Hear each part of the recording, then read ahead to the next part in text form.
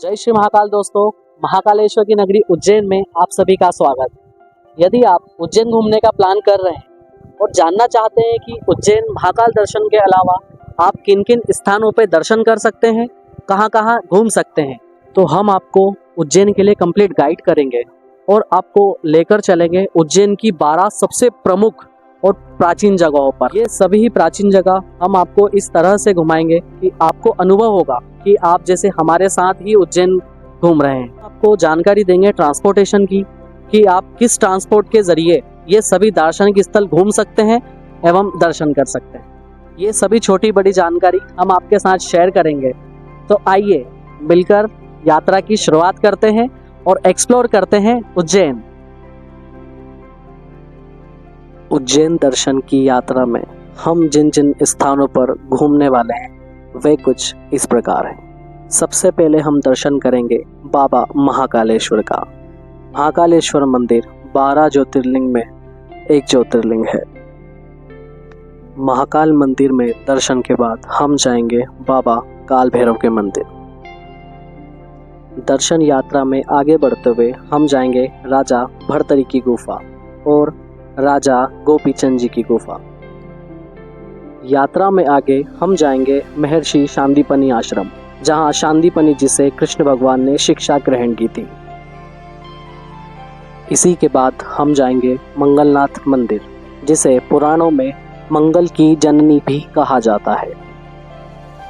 मंगलनाथ दर्शन करने के बाद हम जाएंगे भगवान सिद्धवट के दर्शन करने। सिद्धवट मंदिर जो कि धार्मिक रूप से बहुत इम्पोर्टेंस रखता है। भगवान सिद्धवट के दर्शन के बाद हम जाएंगे माँ गढ़कालिका के मंदिर, जो कि धार्मिक रूप से बहुत महत्वता वाला मंदिर है। यात्रा में आगे हम जाएंगे माँ हरसिद्धि के मंदिर, जो कि 51 शक्तिपीठ में से एक शक्तिपीठ है। इसी के बाद हम देखेंगे स्टैचू राजा विक्रमादित्य का उनके 9 रत्नों के साथ। यात्रा में आगे हम जाएंगे बड़ा गणेश मंदिर, जहां पर गणेश जी की काफी बड़ी प्रतिमा स्थापित है। यात्रा में आगे हम जाएंगे मां शिप्रा के बहुत ही सुंदर घाट राम घाट पर, जहां पर मां शिप्रा की आरती का लाभ लेंगे।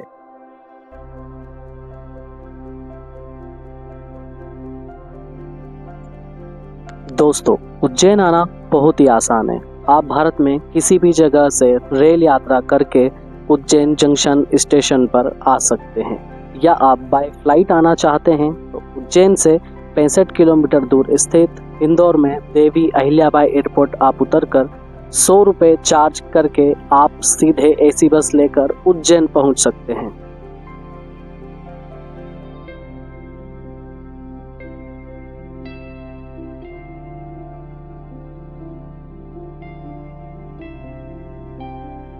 उज्जैन के रेलवे स्टेशन या बस स्टैंड से आप रिक्शा लेकर पर पर्सन 15 से 20 रुपए में पहुंच जाएंगे महाकालेश्वर क्षेत्र में। महाकाल मंदिर के आसपास आपको काफ़ी धर्मशालाएं एवं होटल मिल जाएंगे, जिनका चार्ज 400 से लेकर 2000 रुपये तक रहता है। रेडी होने के बाद आप निकल जाइए सबसे पहले महाकाल दर्शन के लिए। तो दोस्तों, उज्जैन दर्शन की शुरुआत हम लोग करने जा रहे हैं महाकाल के दर्शन के साथ, जो कि 12 ज्योतिर्लिंग में से एक ज्योतिर्लिंग है। महाकाल मंदिर में शीघ्र दर्शन के लिए आप 250 का शुल्क देकर आप शीघ्र दर्शन भी कर सकते हैं। आगे बढ़ते हुए हम महाकाल के रंग में रंग जाते हैं और लगा लेते हैं बाबा महाकाल का टीका। महाकाल की छोटी छोटी गलियों में से हम गुजरते हुए चलते हैं गेट नंबर 2 पर।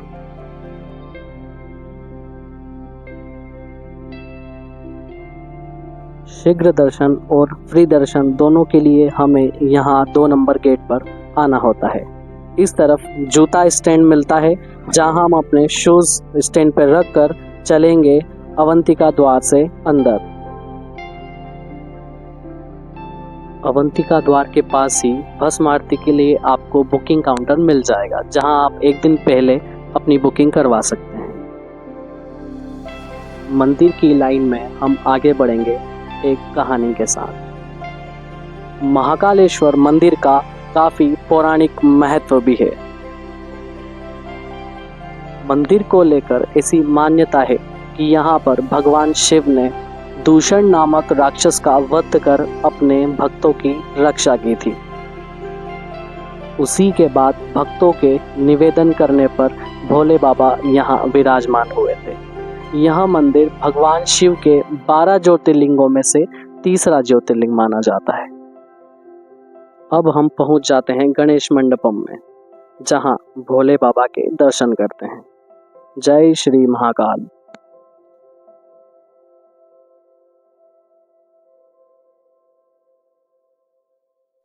दर्शन के बाद हम चलते हैं महाकाल प्रांगण में, जहां पर भोले बाबा को हल्दी लगाई जा रही है एवं शिवरात्रि का आयोजन किया जा रहा है।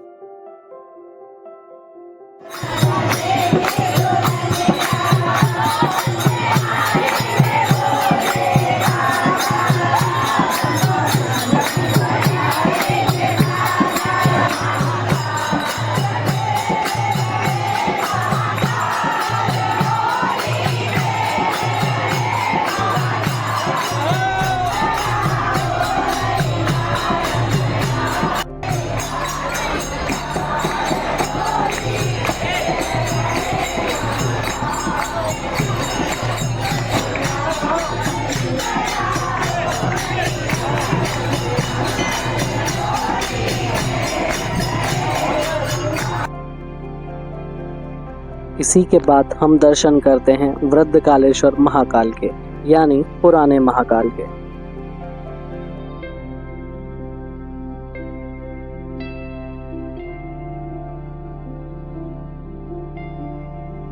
उज्जैन नगर निगम द्वारा चलाई गई बस में मात्र 100 रुपये पर पर्सन का टिकट लेकर आप उज्जैन संपूर्ण दर्शन यात्रा कर सकते हैं, जिसका टिकट काउंटर मां हरसिद्धि मंदिर के पास में है। दर्शन की यात्रा को जारी रखते हुए हम आ चुके हैं बहुत ही ऐतिहासिक और पौराणिक मंदिर में। नाम है काल भैरव मंदिर। माना जाता है यह मंदिर 6000 वर्ष पुराना मंदिर है। काल भैरव जी को आज भी मदिरा पान कराया जाता है। जिस पात्र में मदिरा रखी जाती है वह पात्र कुछ ही क्षण में खाली हो जाता है। वह मदिरा कहाँ जाती है ये आज भी एक रहस्य है। तो चलिए दर्शन करने के लिए अंदर चलते हैं। जय श्री काल भैरव।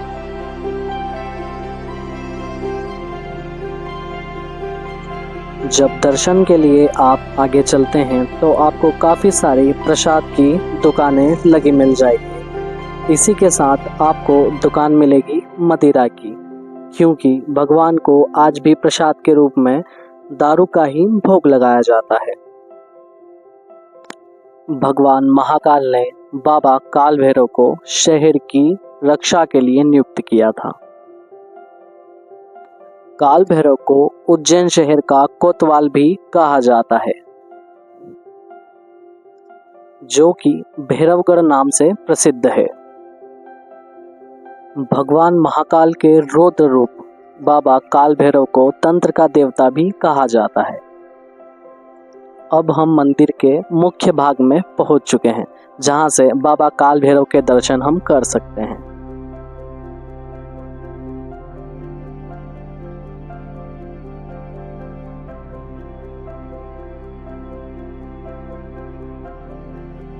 उज्जैन दर्शन यात्रा को आगे बढ़ाते हुए हम आए राजा भर्तरी की गुफा। यहाँ पर 2 गुफाएं मौजूद है। पहली गुफा राजा भर्तरी जी की और दूसरी गुफा यहाँ है राजा गोपीचंद महाराज जी की। पहले नंबर की गुफा में हम अंदर की ओर चलते हैं। गुफा में अंदर जाकर आपको काफी सफोकेशन सा फील हो सकता है। गुफा अंदर से काफी बड़ी और कमरेनुमा है। माना जाता है कि भगवान इंद्र ने अपने वज्र के प्रहार से जब इस गुफा पर हमला किया था तो राजा भर्तरी ने अपने एक हाथ से गुफा को गिरने से बचाया था। पंजे का निशान आज भी पिलर पर देखा जा सकता है। गुफा के अंदर एक छोटी सी गुफा और दिखती है, जिसका रास्ता यहाँ से सीधे 4 धाम मंदिर की ओर जाता है। अब हम चलेंगे दूसरे नंबर की गुफा में, जो है गोपीचंद महाराज की गुफा। गुफा अंदर से काफी पतली है। कंपैरिजन की बात करें तो यह गुफा पहली गुफा की कंपैरिजन में काफी छोटी है।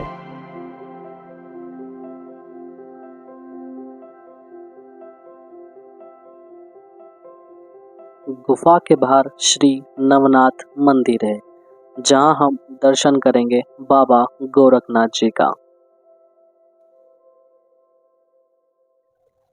दोस्तों, हम आ चुके हैं उज्जैन दर्शन की अगली यात्रा की ओर, जो है महर्षि शांतिपनी आश्रम। यहाँ पर श्री कृष्ण ने, सुदामा जी ने और कृष्ण जी के बड़े भाई बलराम जी ने शिक्षा ग्रहण की थी। तो आइए चलते हैं महर्षि शांतिपनी आश्रम मंदिर में और दर्शन का लाभ लेते हैं। जय श्री कृष्ण, राधे राधे। आश्रम में प्रवेश करने पर सबसे पहले आता है वो स्थान जहाँ पर श्री शांतिपनी जी बैठकर कृष्ण भगवान, बलराम जी एवं सुदामा जी को शिक्षा दीक्षा दिया करते थे। ठीक सामने हम देखते हैं कुंडेश्वर महादेव, जहां पर खड़े नंदी की प्रतिमा है, जो कि विश्व में एक ही है। आश्रम परिसर में ही हम देखते हैं एक प्राचीन गोमती कुंड। गोमती कुंड के पास ही हमें देखने को मिलता है भगवान कृष्ण की 64 कलाओं के बारे में, जो कि उन्होंने गुरु शांतिपनी से सीखी थी। मंदिर परिसर में ही देखने मिलती है 14 विद्याओं की दीर्घा कला, जो कि भगवान श्री कृष्ण ने सीखी थी गुरु शांतिपनी जी से। यहाँ 14 दीर्घ कलाओं का वर्णन बहुत ही देखने में सुंदर लगता है।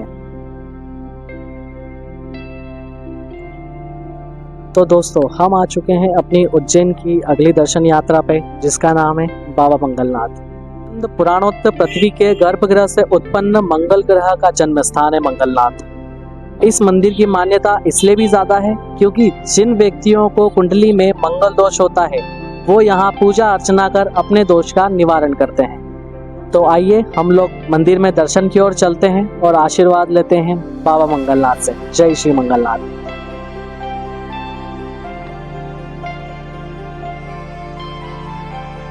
कर्क रेखा पर स्थित बाबा मंगलनाथ का यह मंदिर मत्स्य पुराण के अनुसार मंगल ग्रह का उत्पत्ति स्थान है।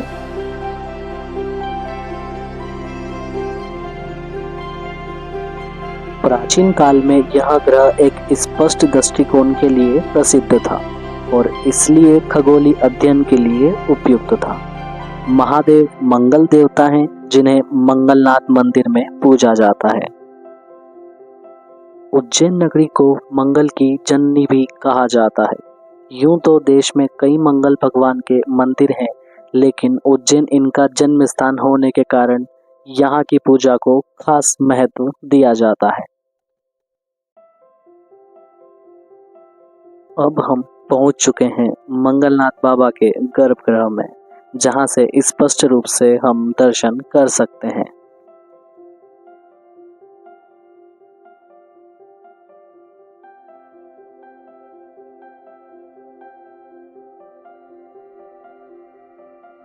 अब हम पहुंचे हैं उस स्थान पर जहां मंगल दोष निवारण हेतु अनुष्ठान किया जाता है। यात्रा में अगले मंदिर जिस पर हम आए हैं वो है सिद्धवट मंदिर। यह मंदिर मां शिप्रा के किनारे बसा हुआ है। ये पीछे जो आप मेरे वृक्ष देख रहे हैं, इस वृक्ष को मां पार्वती ने लगाया था। माना जाता है मुगल शासकों द्वारा इस पर काफी बार प्रहार किए गए थे, उसके बावजूद ये वृक्ष आज भी खिला हुआ है, उठा हुआ है। यह मंदिर काफी ऐतिहासिक और पौराणिक मंदिर है। तो चलो आइए दर्शन करते हैं बाबा सिद्धवट महाराज के। मां पार्वती के पुत्र कार्तिक स्वामी को यहीं पर सेनापति नियुक्त किया गया था। यहीं पर उन्होंने तारकासुर का वध किया था। आगे चलते हैं और दर्शन करते हैं बाबा सिद्धवट महाराज के।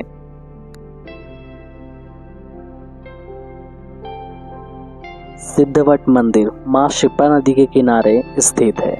मंदिर में काल सर्प शांति का विशेष महत्व है, इसलिए यहाँ काल सर्प दोष की पूजा की जाती है। हम आ चुके हैं हमारे अगले स्थान मां गढ़कालिका मंदिर। माँ गढ़कालिका माता को तांत्रिकों की देवी भी कहा जाता है।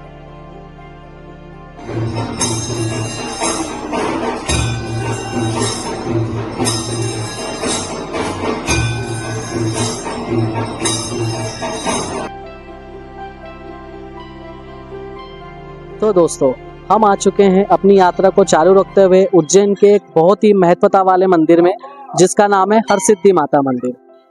इस मंदिर को 51 शक्तिपीठों में भी माना गया है और इसका वर्णन शिव महापुराण में भी किया गया है। इस मंदिर की एक खास बात और है कि राजा विक्रमादित्य जी की आराध्य देवी माँ हरसिद्धि हैं और वो यहाँ पूजा अर्चना के लिए आया करते थे।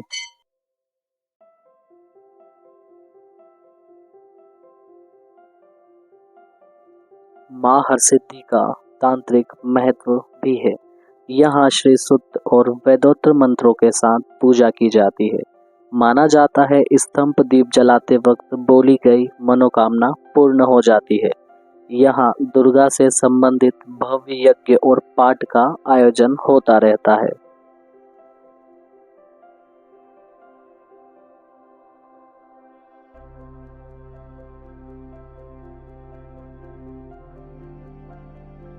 उज्जैन दर्शन की अगली यात्रा में हम चलेंगे राजा विक्रमादित्य के टीले पर, जहां पर राजा विक्रमादित्य अपने 9 रत्नों के साथ स्थापित किए गए हैं। विक्रम संवत अनुसार विक्रमादित्य जी आज से 2288 वर्ष पूर्व हुए थे। विक्रमादित्य जी का नाम विक्रमसेन था। राजा के 9 रत्न भी थे।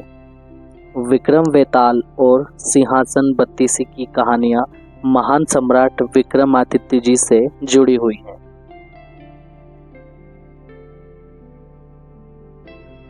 दर्शन यात्रा में हम आगे बढ़ते हुए आ चुके हैं बड़ा गणेश मंदिर। शहर की सबसे बड़ी गणेश जी की प्रतिमा यहाँ विराजमान की गई है।